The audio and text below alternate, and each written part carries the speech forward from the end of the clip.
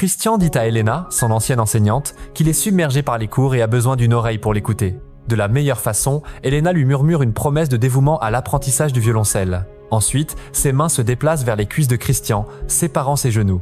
Un peu plus tard, elle le réconforte en lui disant que la difficulté initiale fera place au plaisir, au fur et à mesure qu'il s'exercera. Enfin, elle prit le violoncelle et le plaça dans l'espace qui avait été laissé entre les jambes du jeune homme, lui donnant l'archet. Cependant, lorsque Christian a voulu commencer à pincer les cordes, il s'est excité et a essayé d'attaquer son professeur. Furieuse, la femme exige qu'il quitte la maison. C'est alors qu'apparaît Elliot, le mari d'Elena, qui cherche à comprendre ce qui s'est passé.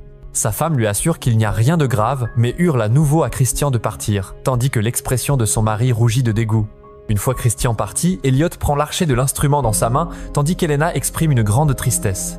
Aussitôt qu'il a compris la raison, Elliot a serré le cou de sa femme avec l'objet, affirmant qu'il ne la laisserait même pas s'excuser. Elena lui demande de ne pas casser l'instrument car il coûte une fortune, alors Elliot lui laisse une marque sur la joue tandis qu'elle reste au sol. Dans la scène suivante, Elena arrive chez Christian.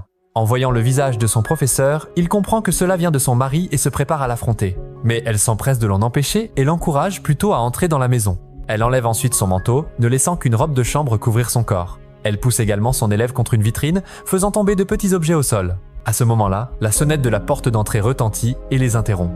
Lorsque la porte s'ouvre, c'est Grace, la mère du jeune homme, qui demande ce qui se passe en voyant les objets par terre, et Christian répond qu'il ne se passe rien. Lorsqu'elle entre dans la maison et voit une femme dans le salon, il la présente comme son professeur. La mère de Christian est prise d'enthousiasme, car il s'avère qu'elle connaît Elena depuis le collège. Elle s'empresse de l'embrasser car elle ne l'a pas vue depuis des années. À ce moment, Elena se sent mal de cette découverte et dit qu'elle doit partir, mais Grace insiste pour qu'elle reste un peu plus longtemps. Elle demande alors à Christian de les laisser tranquilles. Le garçon souligne qu'il n'est plus un enfant, mais il n'a pas d'autre choix que de quitter la pièce.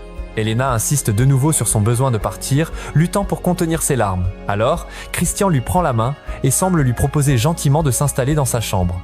Il semble enfin être seul, du moins jusqu'à ce que sa mère frappe à la porte. Elena se faufile derrière lui pour cacher qu'elle a enlevé sa robe de chambre. Christian ouvre la porte et dit à sa mère qu'Elena est à la porte. La mère de Christian essaie d'entrer pour arranger sa chambre, mais il insiste sur le fait qu'il ne peut le faire qu'après avoir fermé la porte. Cette scène révèle l'impuissance du jeune homme face au maternalisme de sa mère, qui le considère comme un enfant malgré ses 20 ans. Pour le consoler, Elena lui explique que sa mère agit ainsi par amour et qu'ils ne peuvent pas être ensemble parce qu'Elio ne la laissera jamais partir et que la mère de Christian n'approuvera jamais leur relation.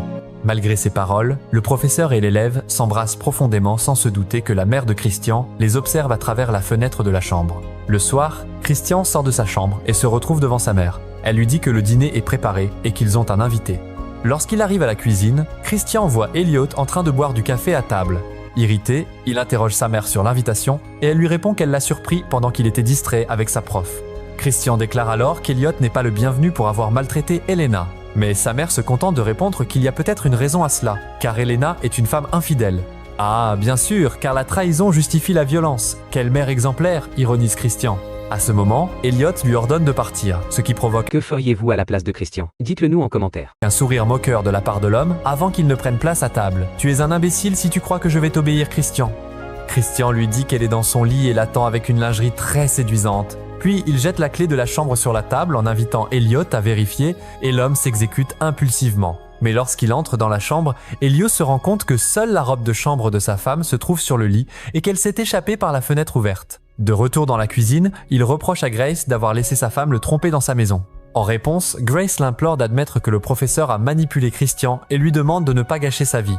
Christian s'excuse immédiatement auprès de sa mère avant de quitter la maison et, malgré sa résistance, il lui assure qu'un jour elle comprendra.